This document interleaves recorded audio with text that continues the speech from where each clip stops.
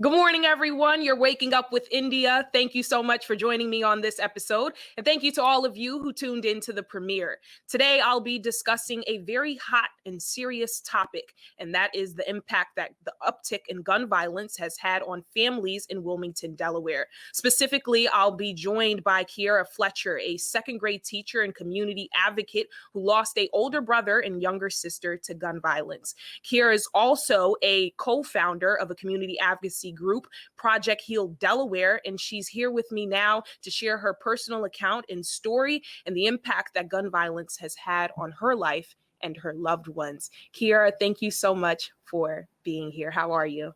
Good morning, India. Thank you so much for having me. I am so excited for this. I thank you so much for allowing me to come on here this morning to speak with you on behalf of my story and everything else. So I'm excited.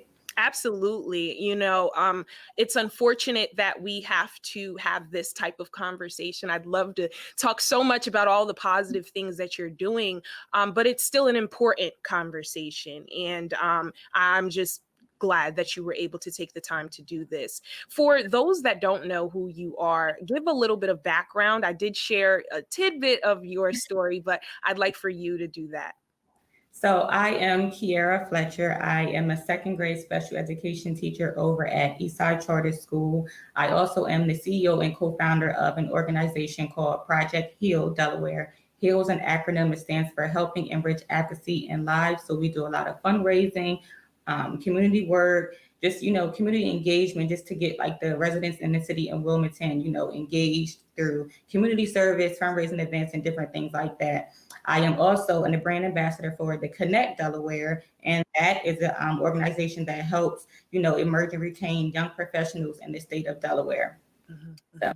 Oh, you're a busy girl, helping and serving your community. And unfortunately, you had to go through tragedy and deal with something, that a lot of people may not be able to relate to if they haven't been through it. So I just want you to share a little bit about why you're here and whose story you're here to tell.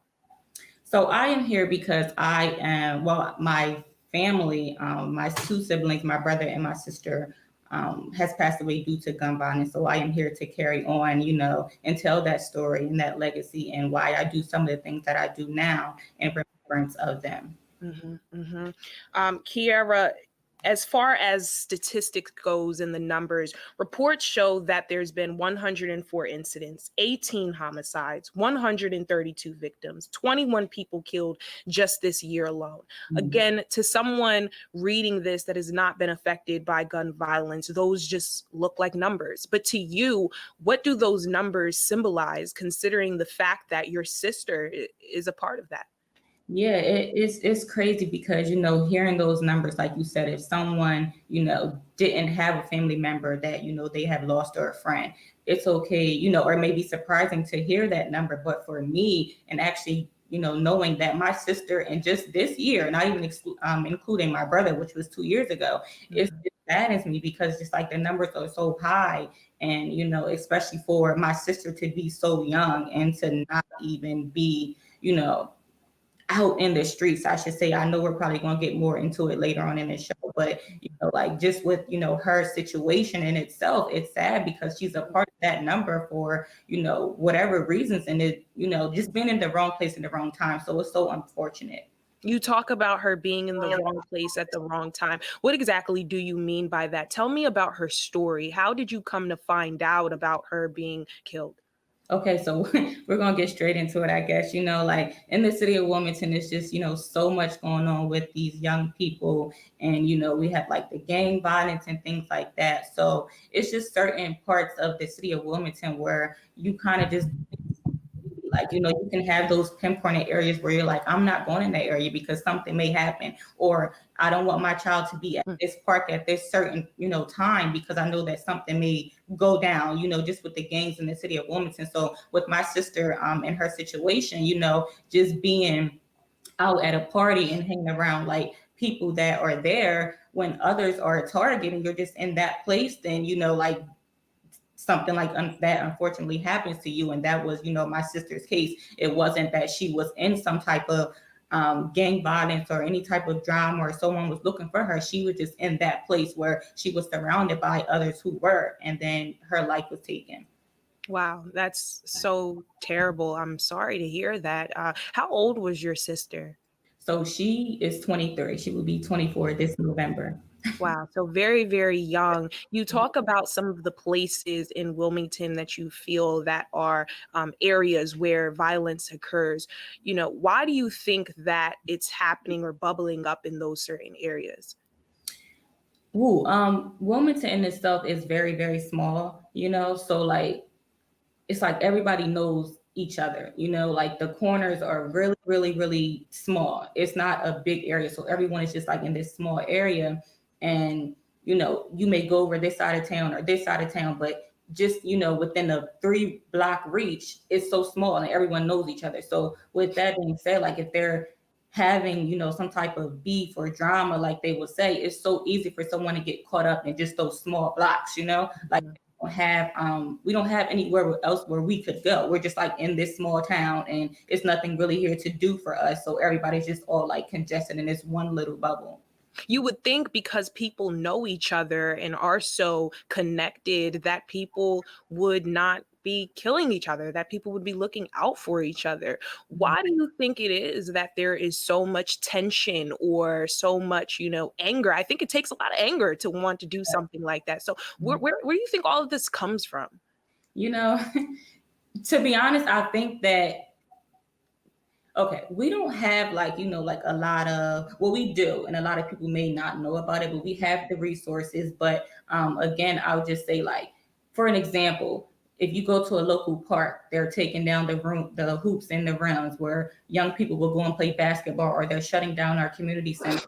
Our younger people don't have anywhere to go to get this energy out of. Granted, like the COVID thing just happened, so everyone's just been in a house and not being able to go to work, not being able to go to school, and people are, like you said, angry. Like people have to be angry to do these harmless things, but it's just like they don't have the resources, around, or the places to go to get that anger out, to get that energy out. So they're just angry and they're taking it out on people. Like you said, we know just about everybody in the city, but then it comes down to competition, or who can have this, or who has the latest dish. Like we're just all trying to strive in this small town.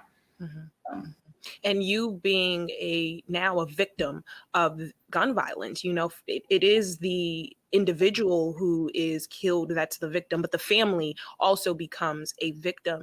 Have you had the chance to actually properly process everything that's happening, as if a pandemic isn't enough, right, to kind of throw us off, and then now adding in this extra component?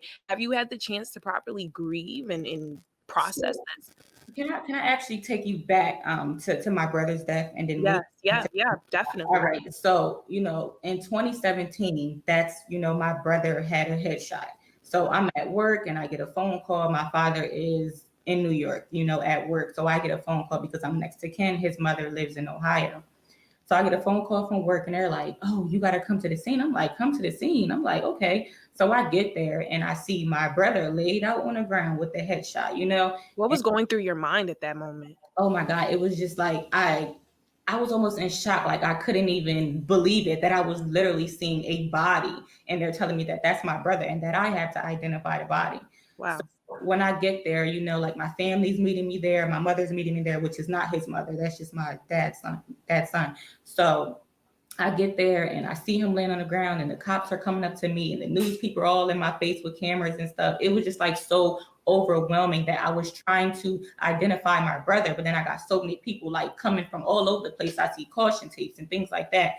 So I do realize, and I identify his body and I'm like, wow, this is crazy. Like I just was so in shock. It was just so many different emotions. I didn't have the full story. I'm trying to make sure my dad is getting home safe because he's on the road from New York. So, like just that whole process was it was so emotional over the last like 2 years now. And, with his particular situation, I kind of blamed myself for it, only because I'm such a happy, positive, want more for myself, type of person. And my family knows that. So I kind of blame myself. I'm like, you know what?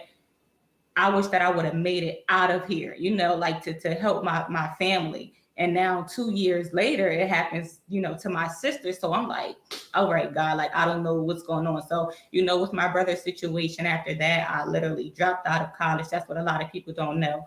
It was just crazy. Try not to cry. So It's okay.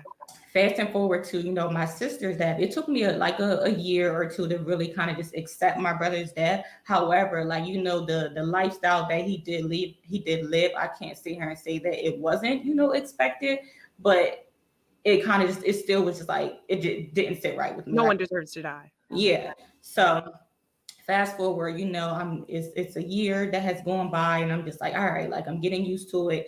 Then I came out with Project H.E.A.L. I'm like, you know what? I want to help people. I want to advocate for my city. I want to, help the young people and let them know that there's other things to do instead of being outside on the street or, getting into gang violence. Let's come out and, clean up the city.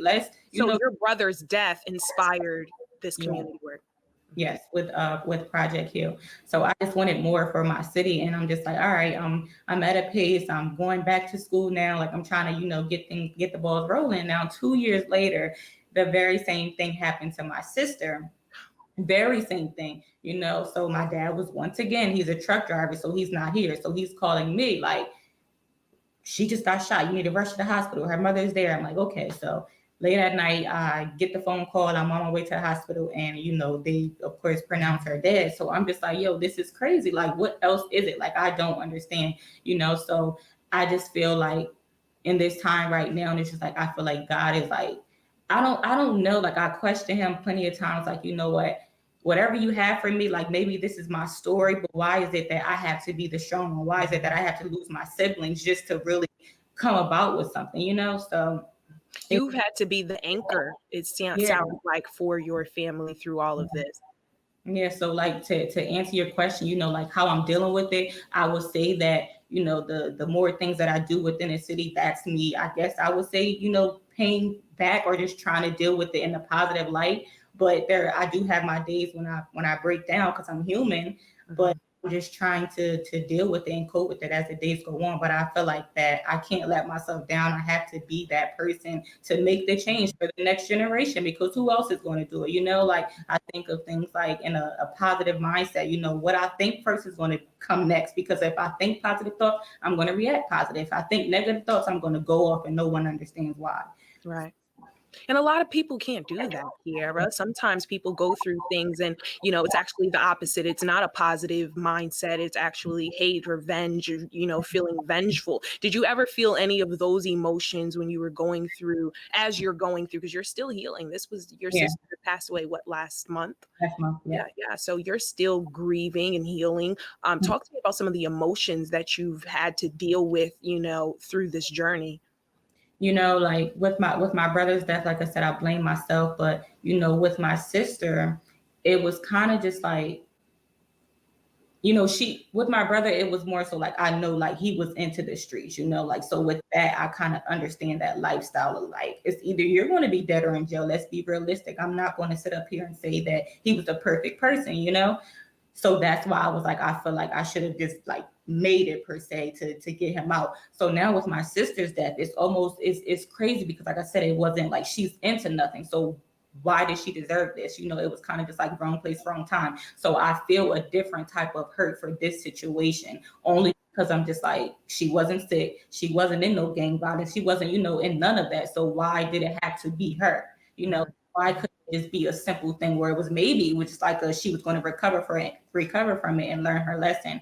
So with these emotions, it's a little different from my brother, but I'm just like, I am hurt, like, I do feel like some days I wake up and I'm like, yo, like, it's people out here that's doing worse. That's people out here that's doing crazy things and they're just getting away with it. So then that's bringing the anger and the, all those type of emotions out of me, because I'm just like, I don't understand that, like you said, I'm human. So I do get those times where I'm like, oh no, I'm angry. Like, this ain't right. I don't always see it in a positive light every single day. However, I do try to have that mindset, but I'm human, so it hurts. I heard you talk about, not really knowing why and who and those types of questions. As I was looking through the statistics of some of the shootings that happened, a lot of them do not have a suspect listed. What does that mean to you to know that there's someone out there that has caused so much trauma and tragedy in your life and the lives of your family, and you may never know their name or know their face? They could be walking right past you. You know what? That's crazy that you brought that up because, recently I had posted on my Instagram, I'm like, I wish that I could literally like look my sister's killer in the eye and try to figure out, what it is that you are so angry about, or how can I help you? Like help me help you. That's what I asked the other day on my Instagram. And like you said, not even knowing if the suspect is caught or who they are. Like I could be in the grocery store or, just anywhere and see that person, or, like not knowing that, it's kind of just like, it makes me feel incomplete in a way, because at the end of the day, and I know not even just myself, but I know that other family members that are going through this, when they sleep at night, they're wondering, who this person is. They're wondering that they have to like be so protective over their life and the rest of their loved ones, because it's incomplete. They don't know. Like they're waking up every day, and then that causes the anger. That causes when I go outside, I gotta make sure I'm protected. I have to make sure I have a weapon on me or something like that, because I have to feel like I have to protect myself. So right then and there in itself is making people fear for your life. You said what? I'm sorry. Do you fear for your life? To be honest with you, I don't. And I'll tell you why. Like, I'm very, I'm a child of God, so I don't walk in fear. Not saying that I can't be touched, but I can't walk around in fear. I can't be worried. I can't stress myself out, because I know that if that happens, then I'll let myself down. And I don't want to be like that. So not saying that nothing can happen to me, but I'm not fearful of my life, rather. Did you have any reserve to speak out about what happened? I know sometimes people don't want to speak out because they fear retaliation, they fear something happening to them. Did you ever have any reserve about talking about your sister's story or what happened to your family? No, I don't at all, because like the situation with my sister in particular was literally wrong place, wrong time. So I don't feel like I have to feel reserved with talking out or speaking out, because like it's me. Like I said, I don't fear for my life. I know that I am a child of God. I know that I'm protected. Not saying that anything can't happen, but like, well, I can't even say or speak for everybody to say like you guys should speak out, because that's what's going to help us. But there comes a time where like it's like someone has to speak up. Someone has to be that person to be like, when is this going to stop? Like, and really dig deep into it. So. And there's been community leaders, there's been a lot of conversations happening on social media, people trying to figure out a solution to all of this, right? And a lot of conversations about where the problem is even coming from. Who would you blame, or who would you say is the at fault for the uptick in gun violence that's happening in the city of Wilmington?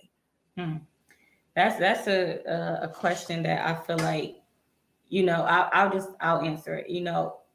My thing is, where are these young people getting these guns from? Because they're not all legal, So it brings me to a point where it's just like, there are some, I'm going to say, a crooked police. There are some people that's not, good and don't mean us any good out here, because like these young people, and it's down to like 8, 9 years old and being around or have carried a gun. Where are they getting this from? So it just makes you think of like all of that. And then even just like the whole police brutality type of thing, like I feel like they are literally, they want us, dead. They want the Black people dead. So it's either they're doing it themselves or they're giving it to someone for us to do it to each other. So did you feel at the time of your brother's death, as well as your sister, that you had any support from the Wilmington Police Department or any other resource? Did you receive any, help? No, not at all. Can you hear me?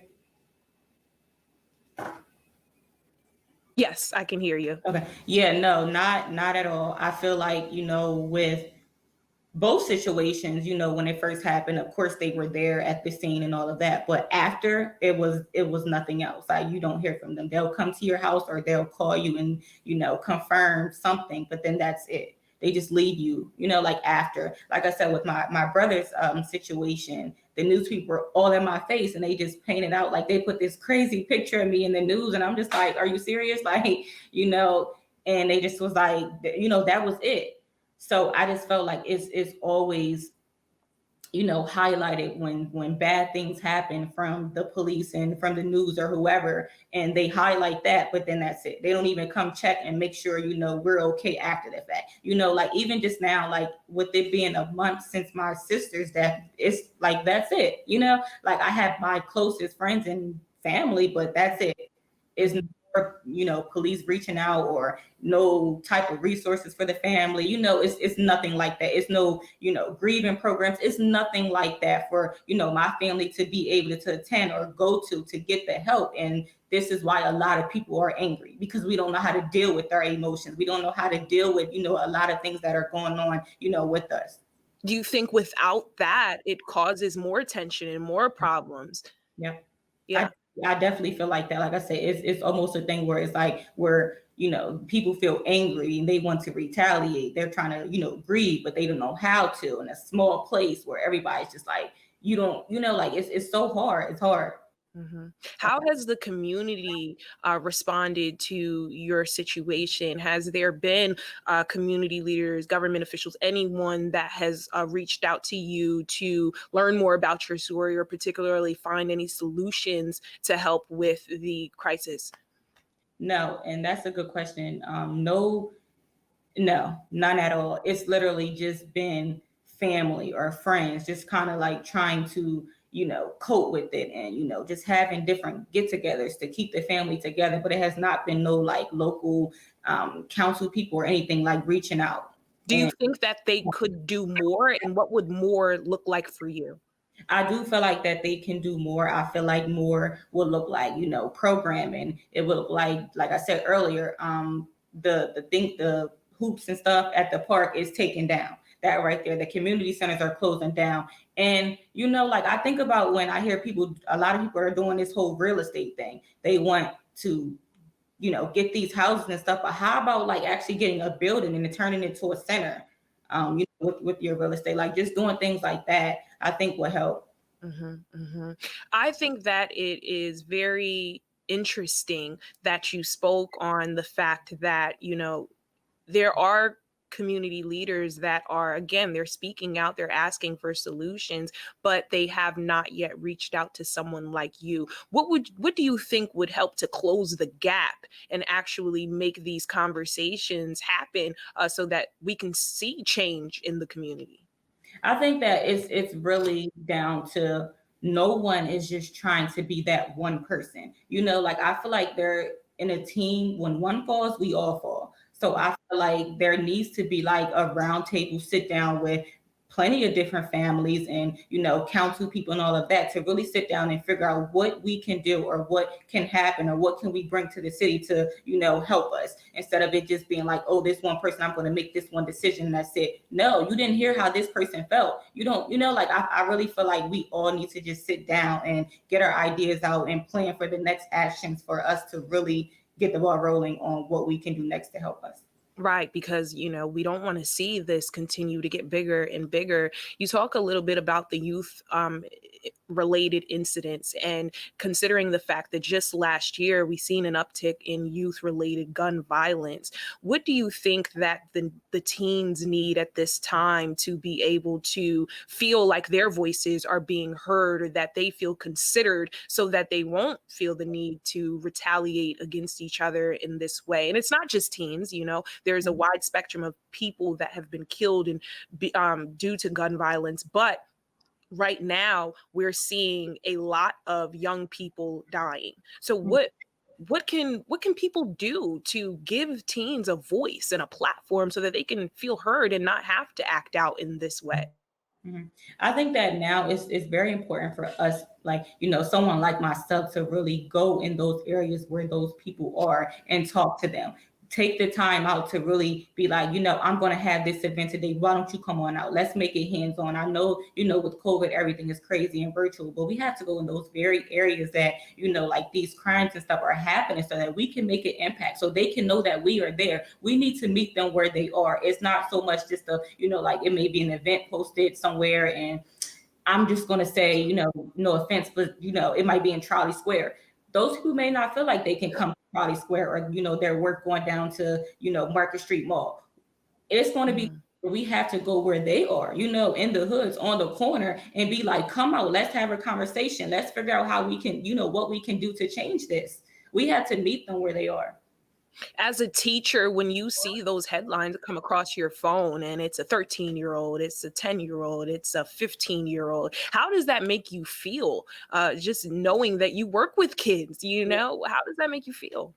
It makes, oh my God. I used to work at Newcastle County Detention Center, Ferris as well too. So, when I would get, those type of headlines that would come across my phone, I feel defeated.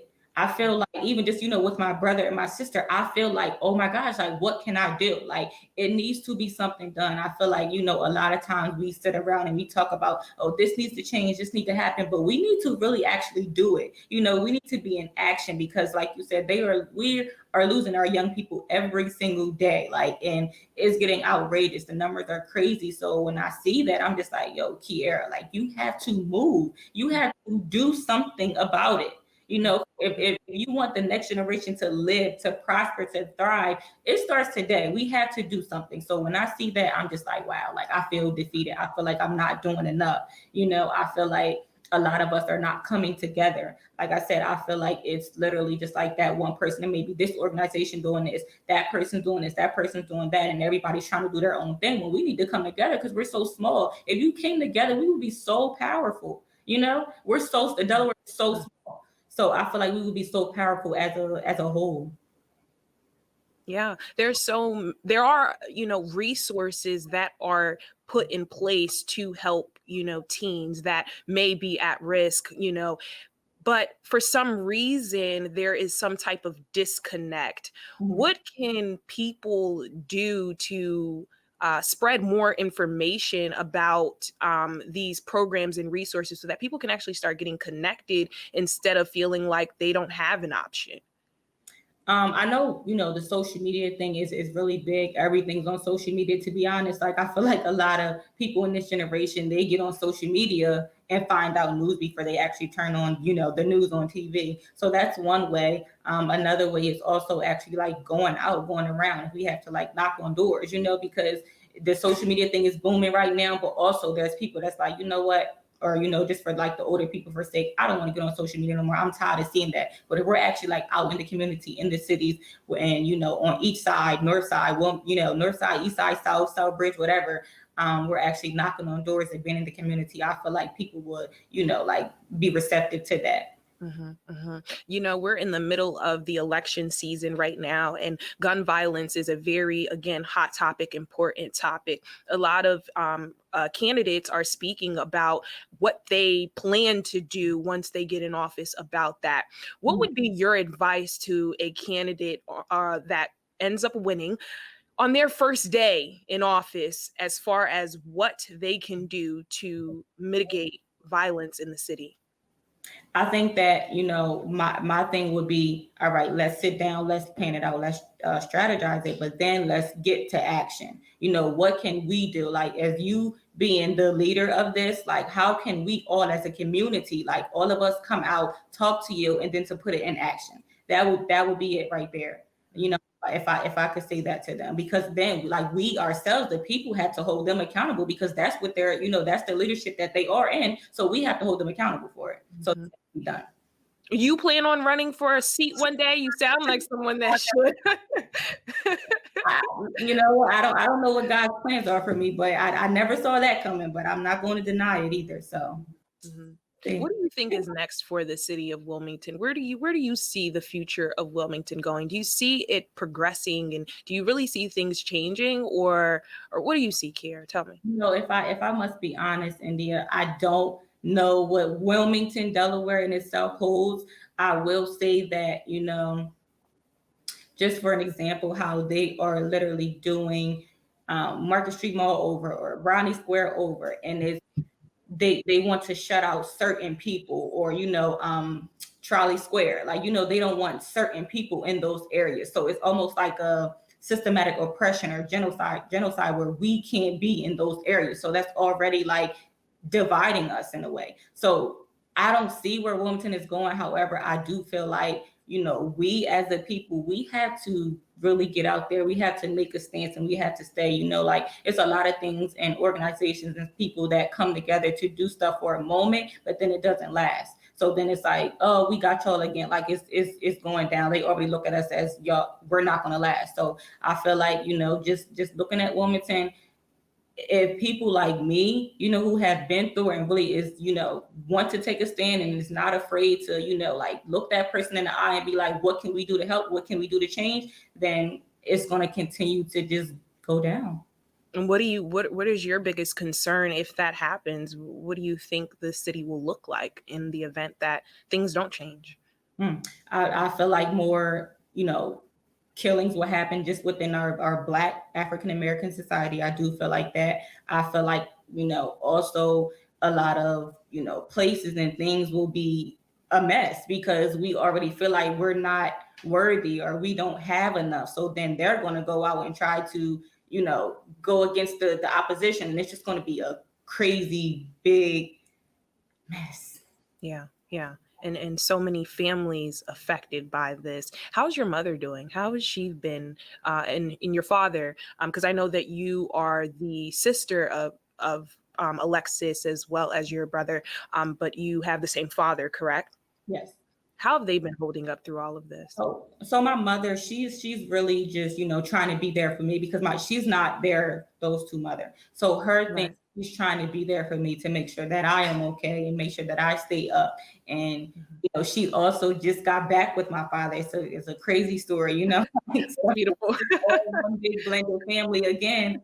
But she's trying to be there for me. She's also trying to be there for my dad, because we're both going through this. I lost my brother and my sister, but I don't know how it feels to lose a child, to lose a son and a daughter. Right. So, she's trying to be there for us. And then, for my dad, it's just like, I can't even imagine how he feels. Like it seems like every time he goes to work, he's getting a phone call that he's losing a child, so I don't even know how that feels or what that looks like. So I'm just trying to, be there for everyone else as well as, be there for myself first.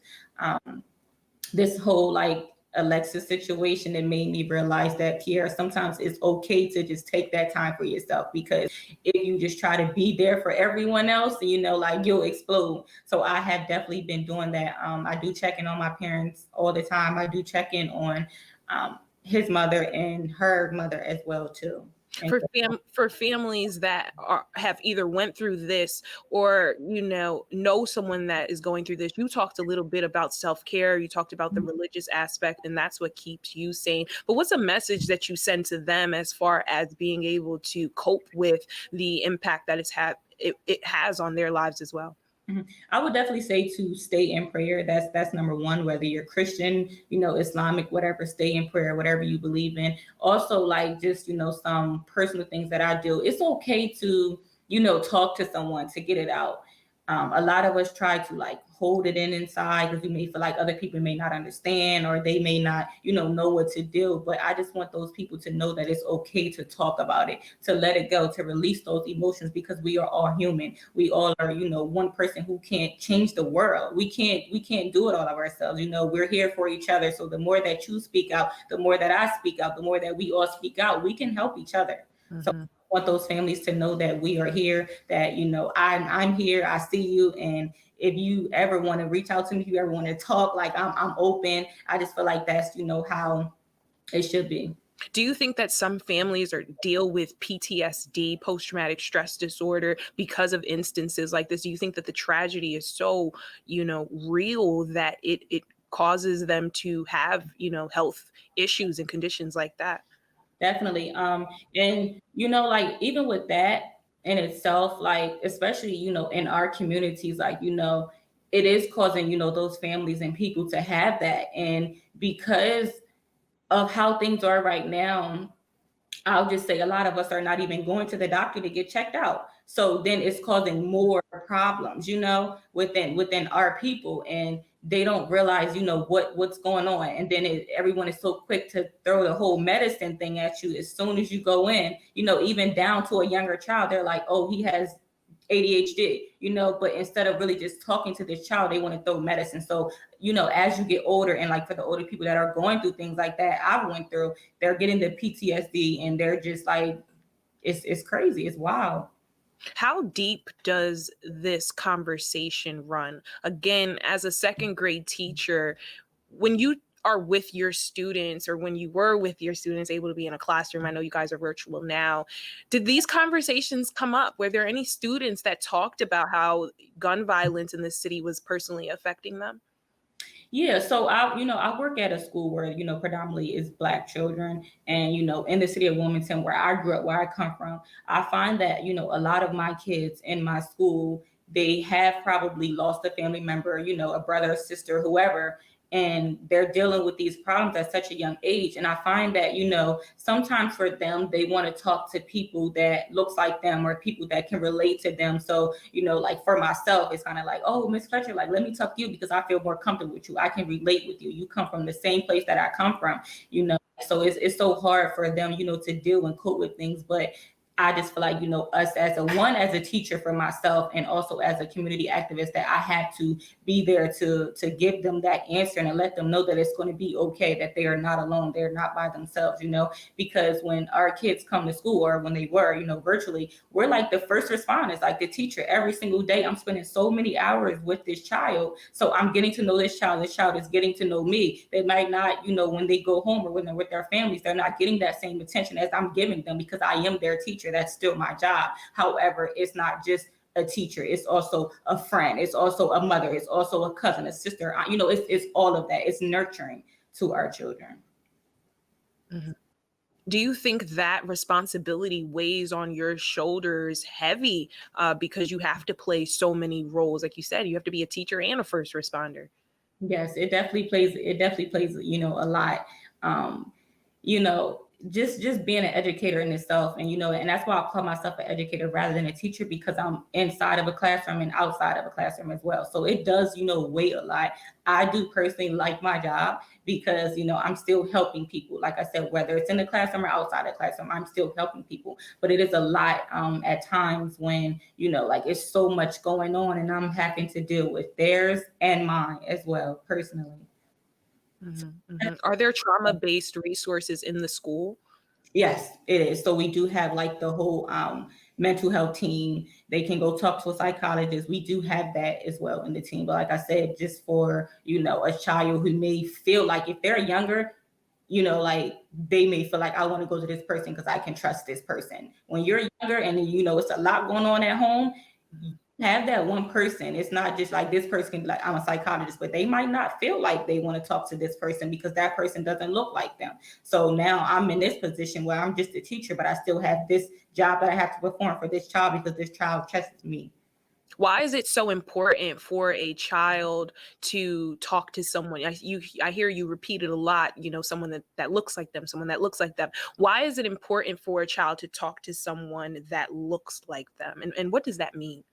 Because for like a younger child, they want to talk to someone that they can trust, like, especially for I deal with younger kids. So it's I'm saying that a lot because, for older kids, they know like, all right, this person may not look like me, but they can have good conversation. But for a younger child, if they're going to school and they're dealing with some issues, and then they're going into, I'm just going to say a white lady's office, they're already like, I don't know this person. Or they might see like, a white officer and may think that, like something is they know that something is different, rather than seeing like a Black young teacher. And most of the times probably seeing me outside of school in the community too. So they're like, oh, I feel comfortable with her, so I can talk to her. Mm-hmm. So you think that race matters? It's something. I definitely do. Ooh, you brought this up. I don't know how much longer we got, but it does matter because, like, just even with everything that's going on in the world, and seeing the stuff on social media, and like just this whole race thing is big. And that is like the conversation that's in the schools now between, like, you know, amongst the staff and as well as the students. And it's like, we have to have these conversations for our students. So it's a lot. Mm-hmm. Do you feel like children of color need a special type of attention, or they need a different type of, you know, resource or help? Is that what it is? Tell me why race matters so much. I think that, you know, for many years, it's been the non-Black child getting everything. Like, you know, a white child may come up and they might not have to go through as much as, you know, a Black child went through. So just that within itself is kind of just like the whole race thing is this white child, they're coming to school. Nothing's going on at home. They have their mother, their father, their family, you know, they have everything. In some instances. Yes, versus the Black child that's coming from a single parent, that's coming from, oh, up the street, somebody was just shooting last night or something came through my window. So they're coming from that. So I think that, you know, even when they come to school and they see this other color, they're like, you don't understand where I came from, or you've never been through this. So then it becomes a dividend. Mm-hmm, mm-hmm. Do you think the education system could do better to better serve the community and communities that you come from? I do. I definitely do. I know within my school, I'll speak on it. We have this program called S.E.A.L, Social Emotional Learning. So we take the time out where we do, you know, different activities where we are, you know, is talking about the mindset and body movements and how to breathe, you know, just things like that for a person to physically do, or have conversations about to deal with their emotions within itself. Because if you're coming to school and you just went through something crazy last night and then you're not doing your work or you're having your head down, then the teacher's like, oh, you got an F, you know, and not even understanding why that child is going through that. That's a problem. That's another problem. So we have that program where we're taking the time out to deal with those emotions and stuff within our kids. And then the learning comes next. What is the message that you want to send to the young people that are frustrated, that are angry, that are being exposed to guns and going out into their community and making terrible decisions like taking someone's life? What message do you want to send to that young person that may be watching? I definitely want to say, well, now, you know, with these new elections, hopefully we get somebody in office that's going to, you know, get the job done. Like, it's our job to hold these people accountable because they're in that leadership. But I would definitely say to you, know, like, it's going to remember my face. That's what I'm going to say. Remember my face first, because, you know, it doesn't stop here. And I am here. I want to help. I want to help you. You know, like, I want to really figure out what it is that we need in, you know, the city and the state of Delaware that's going to help us come together and make a change and keep it, be consistent. I love that you lead with compassion.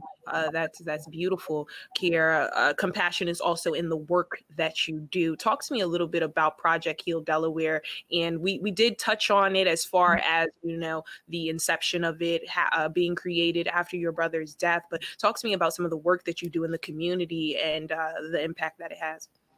Yeah, so with Project H.E.A.L, it's a helping enrich advocacy and lives community organization. We do community work, we do fundraising events and different things like that to help strive the Wilmington residents in the city of Wilmington, Delaware.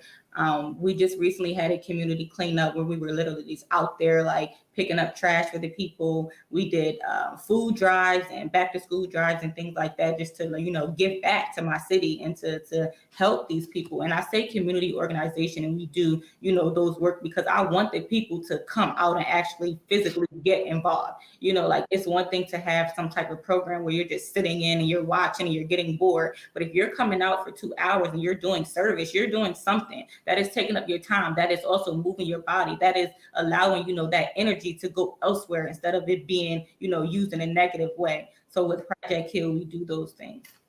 with the work that you do, it sounds very similar to some of the suggestions that you noted as far as what could really help the community. And considering this community that you serve is the very same community where your sister and your brother was taken from, why do you think the work isn't enough? You've been there's other organizations that are doing it. Why isn't that enough to stop the problem of gun violence?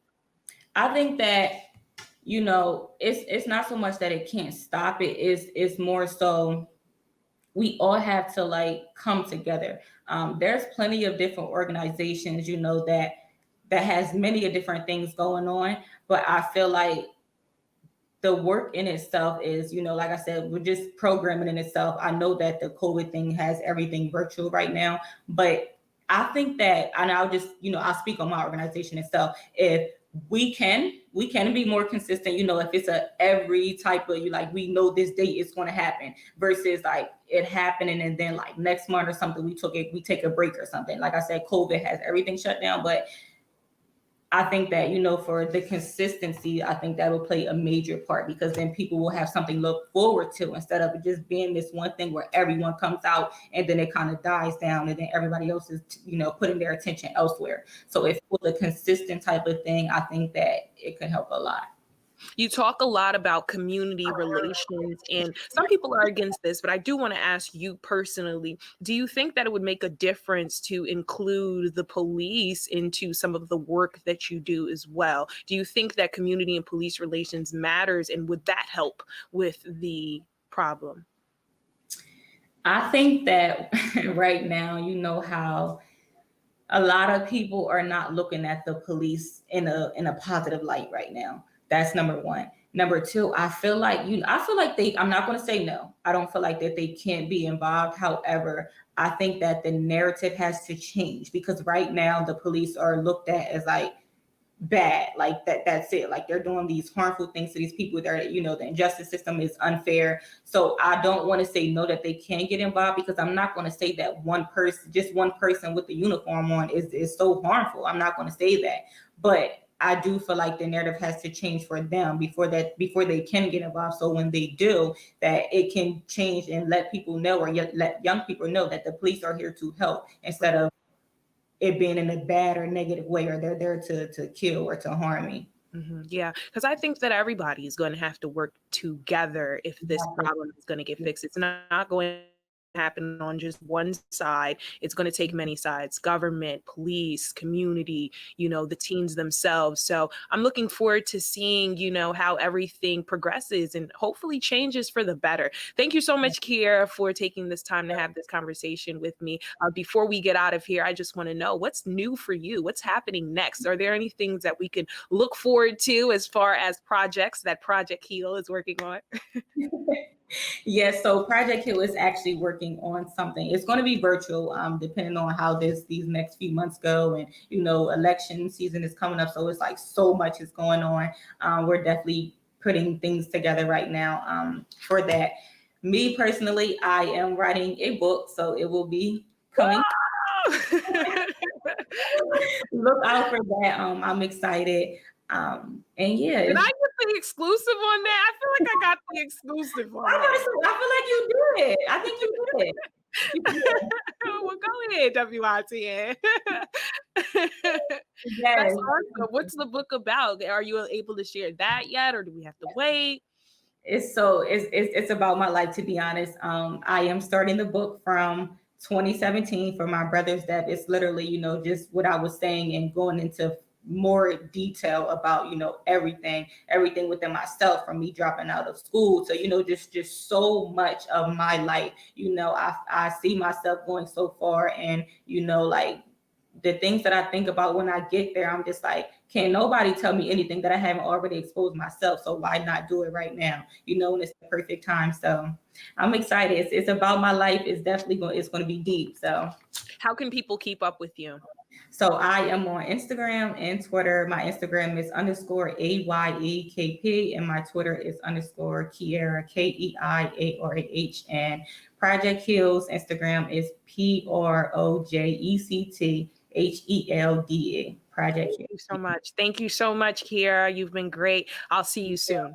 Thank Well, that wraps that episode. What a powerful conversation. Thank you guys so much for joining me on this episode. You can watch more of Up with India on WITN 22 Will. Make sure to follow our Facebook page and our Twitter and our YouTube for more information, news, and see you tomorrow morning.